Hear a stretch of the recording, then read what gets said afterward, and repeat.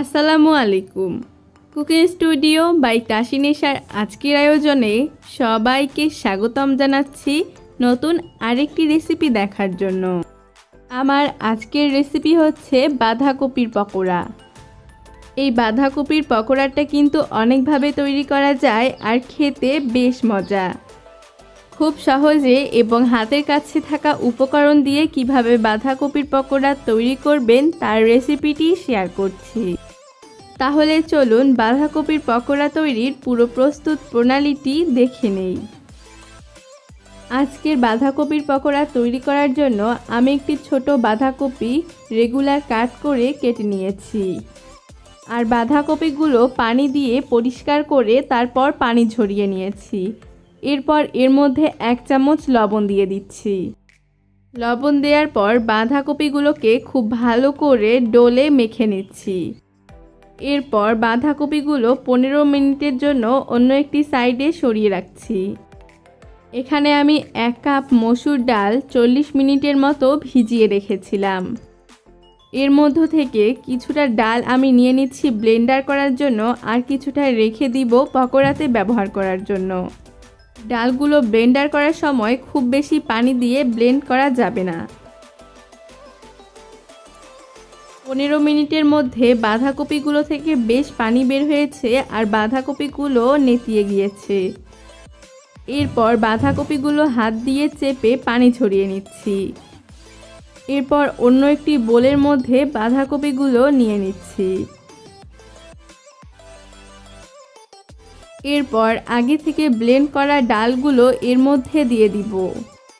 এখানে ব্লেন্ড করা সবটুকু ডাল ব্যবহার নাও করতে পারেন, আপনাদের বাঁধাকপির সাইজ অনুযায়ী ডালটা ব্যবহার করবেন। ব্লেন্ড না করা ডালগুলো এর মধ্যে দিয়ে দিচ্ছি 1 চামচ আদা বাটা, 2টি কাঁচামরিচ কুচি দিয়ে দিচ্ছি। এরপর কুচি করে রাখা 3টি পেঁয়াজ এর মধ্যে দিয়ে দিচ্ছি। কুচি করে কেটে রাখা শুকনো মরিচ দিয়ে দিচ্ছি। বড় সাইজের একটি শুকনো মরিচ ব্যবহার করেছি, তবে ঝালের পরিমাণটা স্বাদ অনুযায়ী দিবেন। 1 কাপ ধনেপাতা কুচি ব্যবহার করছি। এরপর হলুদ গুঁড়ো দিয়ে দিচ্ছি 1 চামচ, লাল মরিচের গুঁড়ো দিয়ে দিচ্ছি 1 চামচ, ধনিয়া এবং জিরার গুঁড়ো মিলিয়ে 1 চামচ ব্যবহার করছি। এরপর এর মধ্যে গরম মশলা গুঁড়ো দিয়ে দিচ্ছি, চাইলে চাট মশলাও ব্যবহার করা যাবে।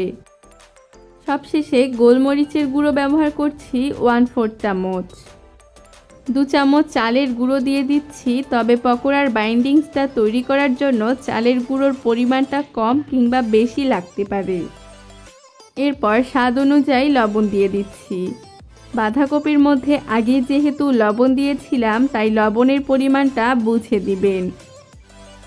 সবশেষে 1 ফালি লেবু চিপে দিয়ে দিচ্ছি। লেবুর রসের পরিমাণটা 1 চামচের মতো হবে। এরপর এই সবগুলো উপকরণকে খুবই ভালো করে মিশিয়ে নিচ্ছি।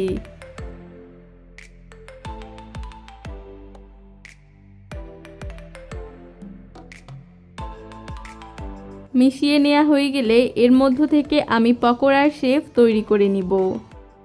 আমি আজকের পকোড়াগুলোকে একটুখানি লম্বাটে করে তৈরি করছি, তবে আপনারা চাইলে চ্যাপ্টা কিংবা গোল করেও তৈরি করে নিতে পারেন।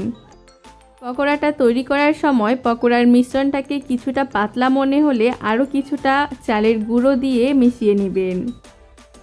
এরপর আমি পকোড়াগুলোকে ভাজতে চলে যাচ্ছি। এই বাঁধাকপির পকোড়াগুলোকে ভাজতে হবে কিছুটা সময় নিয়ে।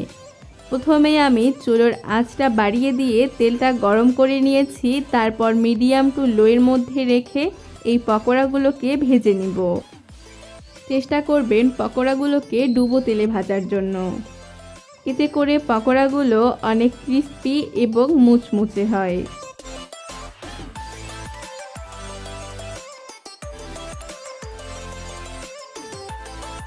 পকোড়াগুলোকে আমি সময় নিয়ে উল্টে পাল্টে ভেজে নিয়েছি। এরপর কাঙ্ক্ষিত কালার চলে আসলে একটি স্টেইনারের সাহায্যে তেল ঝরিয়ে তুলে নিচ্ছি।